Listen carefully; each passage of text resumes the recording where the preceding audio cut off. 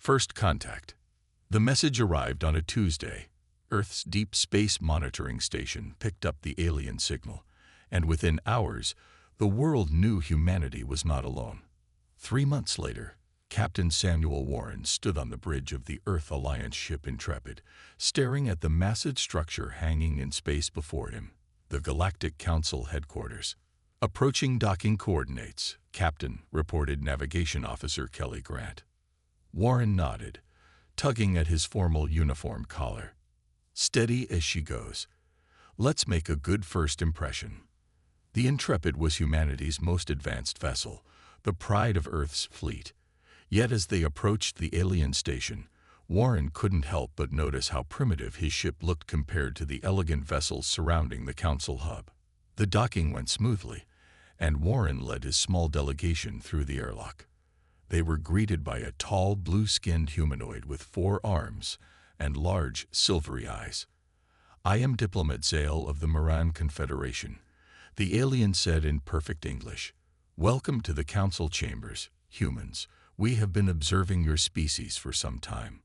Warren shook the alien's lower right hand. "Thank you for the invitation. We're eager to establish peaceful relations." Zale led them through winding corridors, where representatives of a dozen alien species watched them pass. Some chittered in obvious excitement, others maintained a cool distance. The council chamber itself was a vast amphitheater with a circular platform at its center. 12 beings sat in elevated positions around the room, each representing one of the founding species of the Galactic Council. "Representatives of Earth," announced a gravelly voice from one of the council members, a reptilian creature with iridescent scales. "I am High Counselor Drav. We welcome you to Galactic Society." Warren stepped forward. "We thank you for this historic opportunity and hope to learn from your advanced civilizations." The briefing that followed was overwhelming. The Council had existed for over 3,000 years. They controlled most of the galaxy through a complex system of laws and alliances. Earth was being considered for provisional membership. Then came the inspection of the Intrepid. Several Council scientists and military observers toured the ship, examining human technology with barely disguised amusement. In the armory, a tall insectoid alien called Cithril picked up one of the ship's standard rifles. "You still use physical projectiles. Fascinating. Most species abandon such primitive weapons once they discover energy manipulation." Lieutenant Maria Diaz, the ship's security chief, bristled. "Our ballistic weapons are highly effective against other projectiles, perhaps." Cithril clicked its mandibles in what seemed like laughter. "But utterly useless against modern shielding technology." The alien activated a small device on its wrist, creating a shimmering field of energy. "Even our personal shields can stop your fastest bullets. Our warships use the same principles on a larger scale." Later that evening, as the human delegation attended a formal reception, Warren overheard 2 council representatives talking. "They're barely out of their cradle," said one, a floating jellyfish-like creature. "Did you see their weapons? Physical projectiles." "Charming in their simplicity," replied its companion. "But they'll learn quickly enough." Warren sipped his drink, which tasted faintly of cinnamon. The council's condescension was clear, but he kept his expression neutral. Let them underestimate humanity. The negotiations lasted a week. Earth was granted limited diplomatic status, but full membership was denied. The Council cited humanity's technological immaturity and cultural development needs. As the Intrepid prepared to return home, Admiral Rodriguez contacted Warren through a secure channel. "How bad is it, Sam?" the Admiral asked. Warren glanced around his private quarters before responding. "They're advanced, sir. Very advanced. But they've got blind spots. Big ones." "Explain." "They've abandoned kinetic weapons entirely. Everything is energy-based, and they think we're jokes because we still use bullets." Rodriguez was silent for a moment. "You thinking what I'm thinking?" Warren nodded. "Yes, sir. If we ever needed to defend ourselves. Sometimes the old ways work best," Rodriguez finished. "Come home, Captain.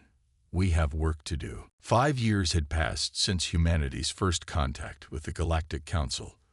Earth had established trading outposts near Council space, exchanging rare minerals and artistic creations for glimpses of advanced technology. But beneath the surface of diplomatic pleasantries, tensions were growing.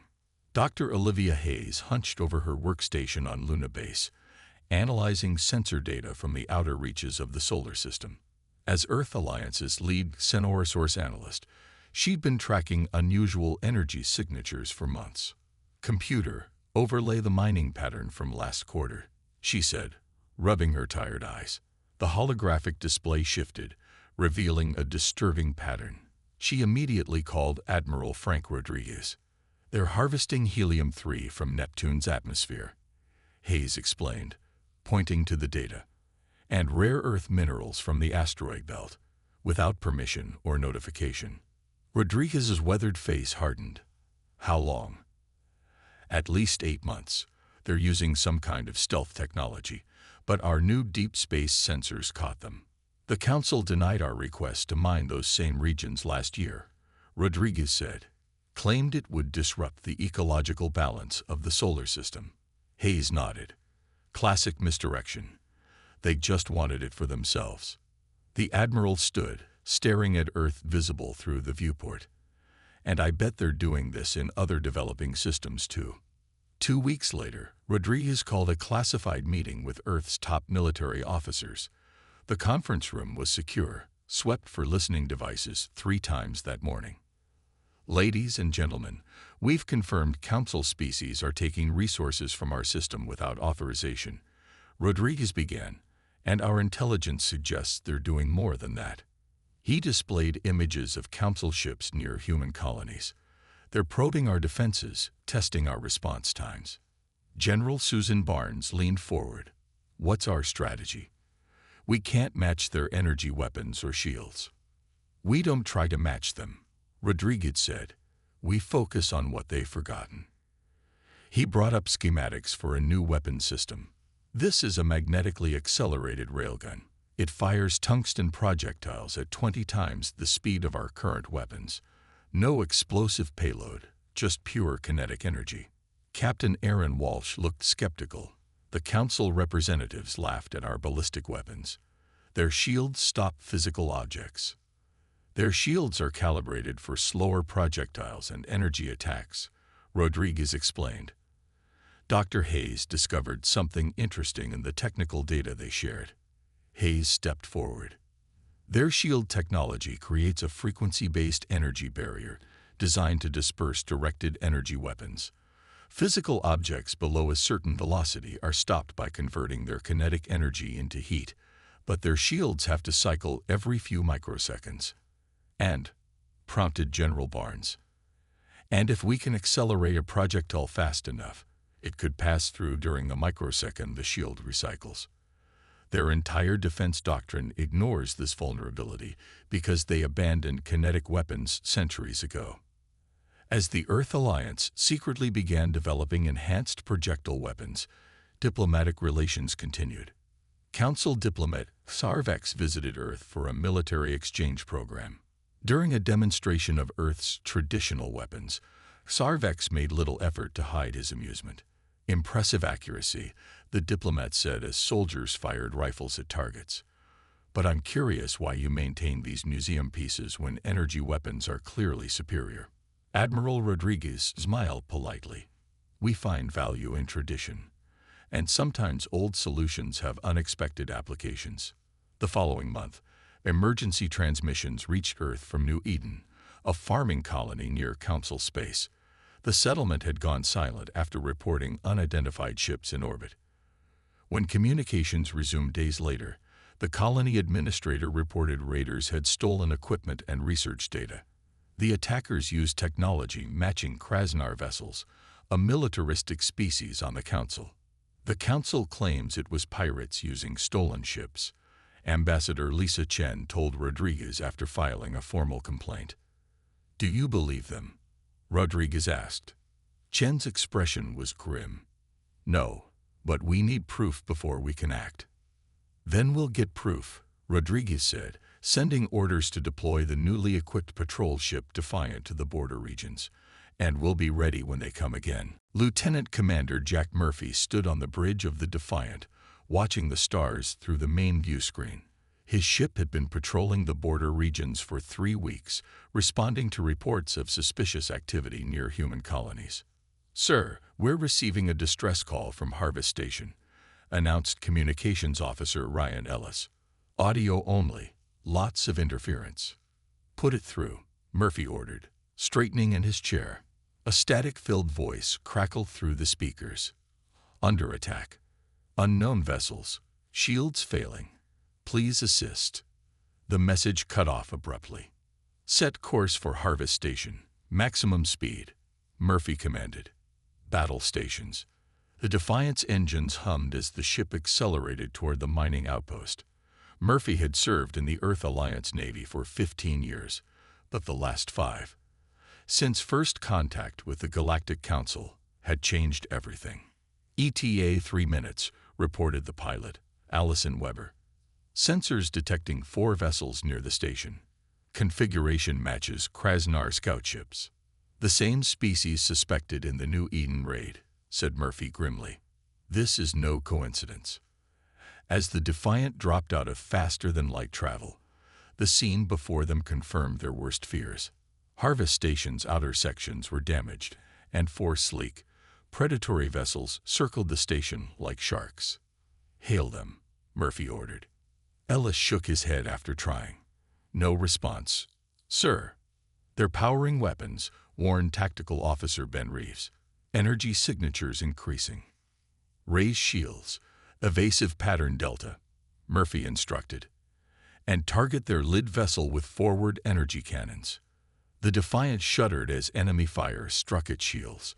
On the tactical display, Murphy watched shield strength dropping rapidly. "Shields at 60% and falling," Reeves reported. "Their weapons are more powerful than our intelligence suggested." Murphy made a quick decision. "Arm railguns 1 through 4. Load tungsten penetrators." His weapons officer looked up in surprise. "Sir, the railguns haven't been combat tested." "Now's the time, Reeves. Target their engines and weapon emplacements." The Defiant rocked again as another barrage hit. Shields at 30%. "Fire railguns, full spread." 4 magnetically accelerated projectiles launched from the Defiant's hull, streaking toward the lead Krasnar vessel at incredible speed. What happened next stunned everyone on the bridge. The tungsten projectiles passed through the alien ship shields as if they weren't there, punching clean holes through the vessel's hull. Secondary explosions bloomed along its length as critical systems failed. "Direct hits," Reeves exclaimed. "Their shields didn't stop our projectiles." Murphy leaned forward. "As Admiral Rodriguez predicted, their shields are tuned for energy weapons, not hypervelocity kinetic impacts. Target the remaining ships and fire again." The second volley was equally devastating. 1 Krasnar ship lost its engine section completely. Another spun out of control as projectiles ripped through its command center. "The remaining ships are retreating," Weber reported, disbelief in her voice. Murphy nodded. "Let them go. They'll carry the message back to the Council." As the Defiant approached Harvest Station to render aid, Ellis turned from his console. "Sir, we're being hailed. It's a Council observation vessel hiding near the station's shadow." Murphy's eyebrows rose. So they had been watching. On screen, a Muran face appeared, 4 eyes blinking rapidly in what Murphy recognized as their species' expression of shock. "This is Observer Telix of the Galactic Council," the alien said. "We witnessed your defense of the human installation. Were you planning to help?" Murphy asked coolly. "We are non-combat observers only," Telix replied, avoiding the question. "However, I must inquire about the weapons you employed. They appeared to bypass Krasnar shielding completely." Murphy allowed himself a small smile. "Just some old-fashioned human technology. Nothing special." After the observer's transmission ended, Murphy contacted Earth Alliance Command. Admiral Rodriguez's face appeared on screen. "Mission successful, sir," Murphy reported. The railguns performed exactly as predicted. Rodriguez nodded, satisfaction evident in his expression. Well done, Commander. Return to Earth immediately. The Council's diplomats are suddenly very interested in speaking with us. The Galactic Council's emergency session was called just 3 days after the Harvest Station incident. Representatives from all 12 founding species gathered in the Grand Chamber, their voices raised in heated debate. Ambassador Lisa Chen stood calmly at the center of the storm, flanked by 2 Earth Alliance officers. She had served as Earth's chief diplomat for 3 years, navigating the complex politics of interstellar relations. Today would test all her skills. The attack on Harvest Station was simply a misunderstanding, insisted Vexlor, the Krasanar representative. His scaled skin flushed dark purple with agitation. Rogue elements operating without authorization. They have been disciplined. Chen smiled politely. A misunderstanding that follows a pattern of similar misunderstandings near our colonies. How unfortunate. She activated a holographic display showing the damaged Krasnar vessels. We recovered these images from our patrol ship's sensors. Military-grade weapons targeted a civilian mining operation. The markings clearly identify these as ships from the Krasnar Third Fleet. Murmurs spread through the chamber. The High Counselor, a massive being named Droth, raised his hand for silence. While concerning, this matter is secondary to a more pressing issue, Droth rumbled. Human vessels have deployed weapons of unexpected capability. This represents a dangerous escalation. Chen's expression didn't change, though internally she noted the clear attempt to shift blame. We deployed defensive weapons within our sovereign territory against unprovoked aggression, she replied. Standard railgun technology, which we have never hidden. Is the Council suggesting we shouldn't defend ourselves? The issue is not self-defense, countered Zilara, the Moran representative. It is the nature of these weapons.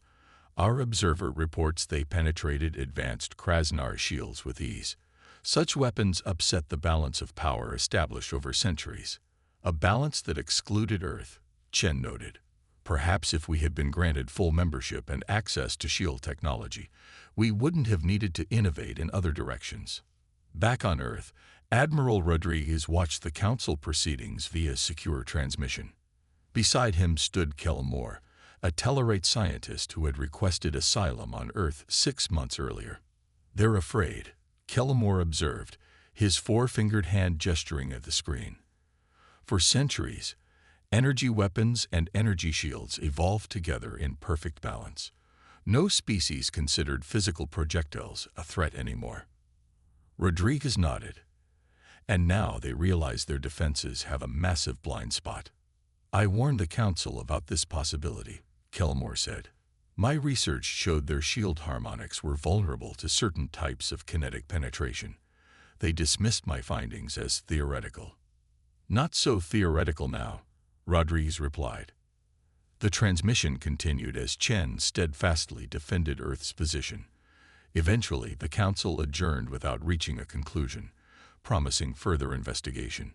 After the session, Chen met privately with several Council representatives who seemed more concerned than angry. Your weapons, they could change everything, said Telix, the Moran observer who had witnessed the battle. Many species under Council protection rely exclusively on shield technology for defense. Perhaps it's time to reconsider those defenses, Chen suggested. When she returned to Earth, Chen went directly to the Defense Ministry where Rodriguez was overseeing the accelerated production of railgun systems. How did they really take it? Rodriguez asked once they were alone.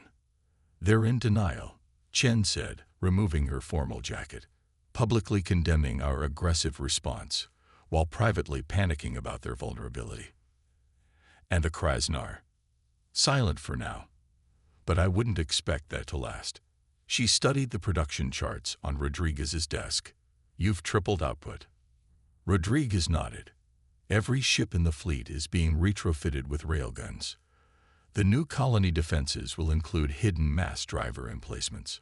The Council will view this as militarization, Chen warned. The Council is already moving against us, Rodriguez countered. Intelligence reports show increased Krasnar fleet activity near our space, and the Brintai have reached out. Chen raised an eyebrow. The non-Council species. Why? They use kinetic weapons too. They want an alliance. Rodriguez handed her a datapad. The game is changing, Lisa. The Council laughed at our guns. They're not laughing anymore. The dawn broke over New Horizon Colony, but it wasn't sunlight that woke the colonists. The emergency sirens blared through the settlement as Defense Coordinator Gary Wilson ran to the command center, still pulling on his uniform jacket. "Status report," he shouted as he burst through the door. "Krasnar battle fleet detected entering the system," replied Monitor Specialist Nancy Reed, her fingers flying across the display. 15 warships total. They're not responding to hails. Wilson's face hardened. How long until they reach orbit? 30 minutes, maybe less. Wilson activated the emergency comm. "This is Major Daniel Foster. All civilians to emergency shelters immediately. Defense units to your positions. This is not a drill." Foster had been stationed on New Horizon just 6 months earlier, along with 300 Earth Alliance soldiers. Their presence had been officially listed as training exercises, but everyone knew the real reason. New Horizon's strategic location made it a likely target. "Activate the sensor decoys," Foster ordered as he studied the tactical display, "and prep all batteries for silent running." Beneath the colony's seemingly vulnerable exterior lay its secret defense, 20 concealed railgun emplacements, hidden underground and in hollowed-out mountain caves. Each housed a massive mass driver capable of launching guided tungsten projectiles at incredible speeds. In orbit above the planet, Supreme Commander Garlac of the Krasnar Empire stood on his flagship's bridge, mandibles clicking in anticipation. "The human colony has minimal defenses," his tactical officer reported. "Their sensor profile shows only basic shield generators and light defensive weaponry." Garlac nodded. "Begin the attack. Show these primitive creatures what happens when they challenge the Krasnar." What neither Garlac nor his crew knew was that a Council observation vessel lurked nearby, monitoring the situation. Inside, 3 diplomats from different Council species watched with growing concern. "We should intervene," insisted Delegate Pax, a Muran representative. "Our orders are to observe only," countered Delegate Rexel. "The Council wishes to see how human defenses perform against a full military assault." On the colony surface, Foster received the alert that the Krasnar ships had entered weapons range. They began bombardment from high orbit, energy beams stabbing down toward the colony's shield generators. "Shields at 40%, reported Lieutenant Clay. "They're concentrating fire on our defensive positions." Foster watched calmly as the aliens followed textbook tactics for dealing with an energy-shielded target. "Let them think they've got us figured out," he said. "Wait until their ships descend to middle orbit for the final assault." The Krasnar ships, growing confident as the colony's shields weakened, moved closer to deliver the killing blow. "Now," Foster ordered, "all batteries, fire at will." Across the landscape, hidden bay doors slid open. 20 massive railguns elevated toward the sky and fired in rapid succession, launching their deadly payloads upward. In space, Garlac was preparing to announce the colony's surrender terms when his vessel shuddered violently. "What was that?" he demanded.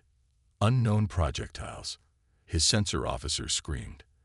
"They've penetrated our shields as if they weren't there." Before the Krasnar fleet could react, 20 more projectiles streaked upward from the planet's surface. The hypervelocity rounds tore through hull plating, weapon systems, and engine compartments. 3 ships destroyed. The tactical officer reported, panic evident in his voice. 5 more heavily damaged. On the observation vessel, the Council representatives watched in stunned silence as the supposedly superior Krasnar fleet was decimated by the colony's defenses. "The humans concealed their true capabilities," whispered Rexel. "No," corrected Pax. We simply fail to understand them. The battle turned even more decisively when Admiral Patricia Sanchez arrived with an Earth Alliance response fleet. Her ships, newly equipped with forward-mounted mass drivers, engaged the remaining Krasnar vessels with devastating effect. 2 hours later, Foster stood in the colony's command center receiving Admiral Sanchez's transmission. "Krasnar fleet in full retreat," she reported. "Only 4 of their ships managed to escape." Foster nodded. "Casualties here?" "Minimal. The shields held long enough for everyone to reach the shelters." In the Council observation vessel, the delegates prepared an urgent report. The myth of energy shield invulnerability had been shattered, and with it, centuries of military doctrine. The Galactic Council chamber had never been so divided. 2 months after the Battle of New Horizon, representatives from across the galaxy gathered for what many were calling the most consequential session in centuries. High Counselor Droth struggled to maintain order as shouting matches broke out between the progressive and conservative factions. The massive view screens displayed images from the battle that had changed everything. Human railguns tearing through supposedly impenetrable shields, Krasnar warships breaking apart under kinetic impacts. "Order," Droth bellowed, his voice echoing through the chamber. "We will maintain decorum in these proceedings." The room gradually quieted.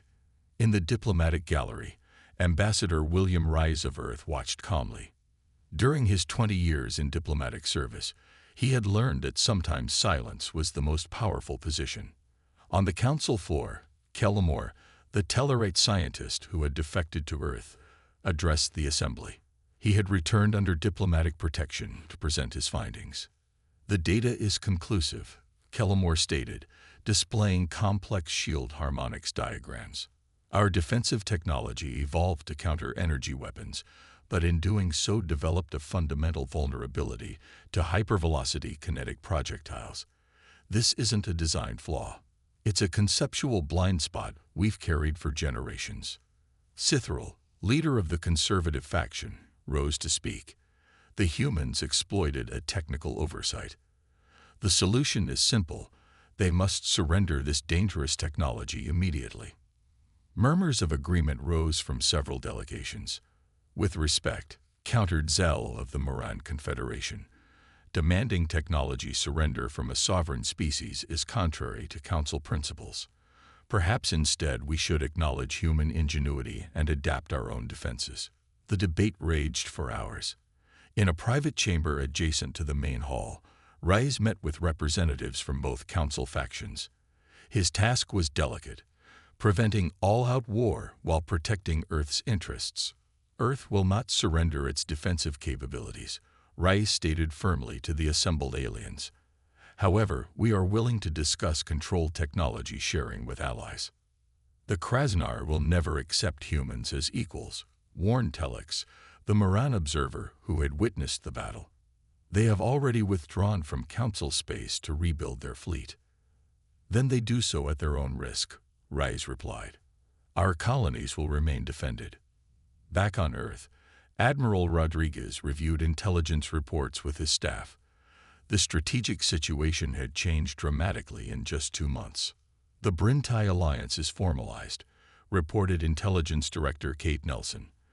"They've already provided us with improved navigation technology in exchange for railgun specifications." "And the Council species?" Rodriguez asked. 7 species have privately requested defense consultations," Nelson said. "They're terrified of Krasnar retaliation and worry their shields won't protect them." Rodriguez nodded. "And our production capacity?" "Operating at maximum. Every Earth ship now carries kinetic weapon systems. Colony defenses are 90% complete." In a research facility beneath the Rocky Mountains, Dr. Olivia Hayes led a mixed team of human and alien scientists. The laboratory contained equipment from 6 different species, a collaboration unimaginable just months earlier. "The hybrid shield prototype is ready for testing," announced Hayes to her team. "This may be the first defensive system designed to counter both energy and kinetic weapons." A tall, insectoid alien, the same Sithril who had once mocked human weapons, carefully adjusted settings on the prototype generator. If successful, Cithril said, this technology could prevent unnecessary conflict. Hayes nodded. That's the goal. Defense, not domination. At a secure military base in the Sahara, General Susan Barnes oversaw joint training exercises between human forces and soldiers from two council species. The aliens struggled to hit targets with unfamiliar ballistic weapons, while human instructors patiently demonstrated proper techniques. Your species adapted quickly, observed an alien officer, watching humans easily operating an energy cannon. We've had to, Barnes replied. Earth has a long history of learning from conflict. In council space, 3 Krasnar warships approached a small Brintai outpost.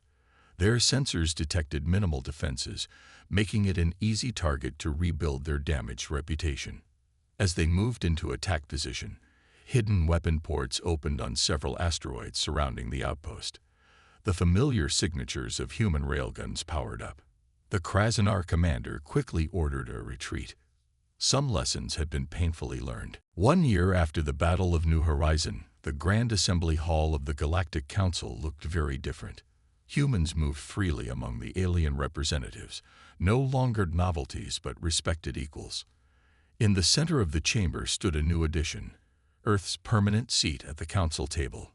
Admiral Samuel Warren, the same man who had first represented humanity during first contact, now wore the formal diplomatic uniform of Earth's ambassador plenipotentiary. The promotion had surprised him, but Rodriguez had insisted Warren's unique perspective was needed.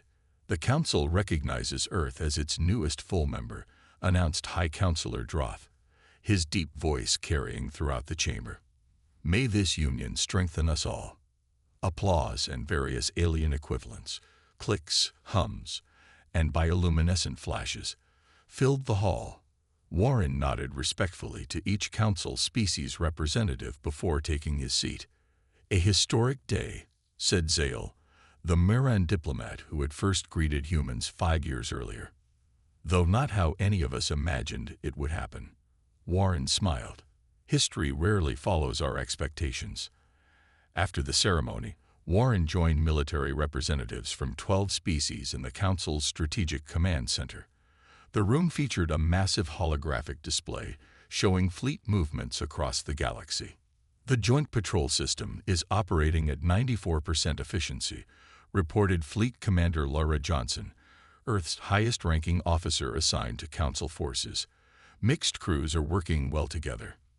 The display zoomed in on a patrolling vessel, a sleek Council-designed hull featuring both energy cannons and human-developed mass drivers.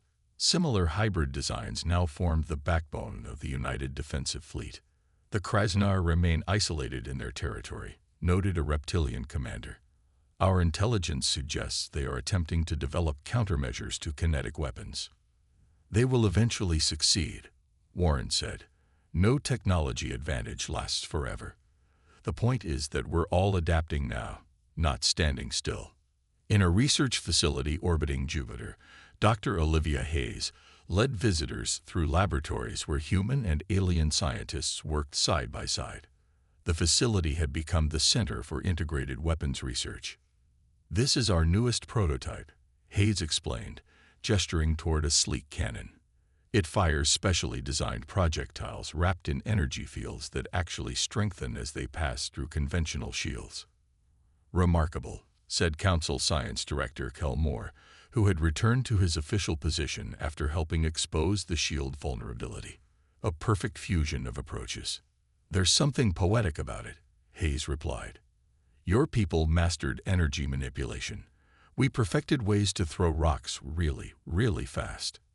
Together, we've created something neither could have alone. On a training field on Mars, Major Daniel Foster, now Colonel Foster after his leadership at New Horizon, watched human and alien soldiers practicing with various weapon systems. Higher angle, Foster called to a 4-armed Miran trying to operate a portable railgun. Let the magnetic acceleration do the work. Nearby, human recruits struggled with energy rifles under the patient guidance of an insectoid instructor. The exchange program has exceeded expectations, said General Barnes, joining Foster. Applications are up 300%. Nothing builds respect like seeing how the other side fights, Foster replied. In a private meeting room, Warren sat across from Xarvex, the diplomat who had once dismissed human weapons technology so casually. I must acknowledge my error in judgment, Xarvex said formally. I mistook different for inferior. A common mistake, Warren replied. One my own species has made many times. The new hybrid designs are impressive. Your engineers have adapted our technology remarkably quickly. Warren nodded. Humans have always been good at taking ideas and running with them. Sometimes literally, he added with a smile. Later that evening, Warren stood alone on an observation deck, looking out at the vast swirl of stars. A message from Admiral Rodriguez appeared on his personal communicator. Senate approved the Joint Defense Treaty 89-11. The stars are finally within reach, not just as places to visit, but as homes to protect. Not bad for a species that still throws rocks. Warren smiled as he composed his reply. Turns out sometimes the oldest solutions work best. Next challenge. Teaching Council species baseball. As ships from a dozen worlds passed by the station, their hulls bearing new insignia that combined Council and Earth Alliance symbols, Warren reflected on the strange journey that had brought humanity to this moment. 5 years ago, they had laughed at human guns. Now those same guns had secured humanity's place among the stars.